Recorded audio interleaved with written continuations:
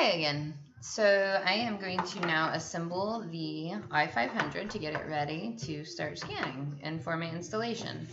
And it came with this really handy guide that actually shows pictures and exactly how to plug it in if you don't know how to plug something in, because it's very simple.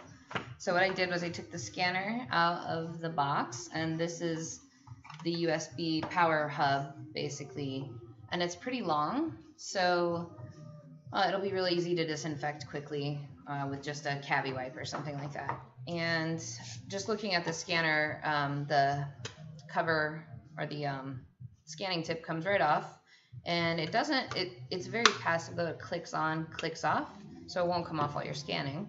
And there's a little rubber cover that came with it, so you can keep it on while you're disinfecting and sterilizing the tips.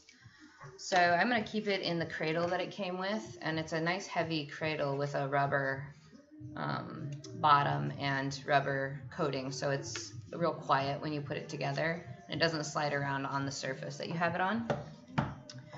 And there's another cord that came with it that plugs into the computer, so you'll plug that into a 3.0 port, and you can see it's blue, and you'll plug it into the power hub.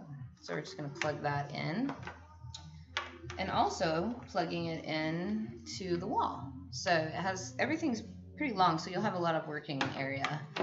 And we're just going to plug the power into the other spot here.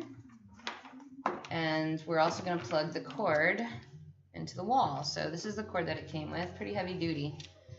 And it's a 3-prong cord or connection. So we're just going to plug it in and plug it into the wall. You don't need to see me do that. And it appears that on the scanner it has 2 buttons. And I'm going to plug that into my laptop here. And so you'll just plug this in just like this here. And the 2 buttons are the power button. Just going to hold that on for a second. Yep, and I can feel it starting up. It looks like it has a little LED indicator light, which is very bright on the screen, but it's not bright on the scanner itself. And it looks like maybe there's a manual capture button as well. So we'll find out when we start scanning.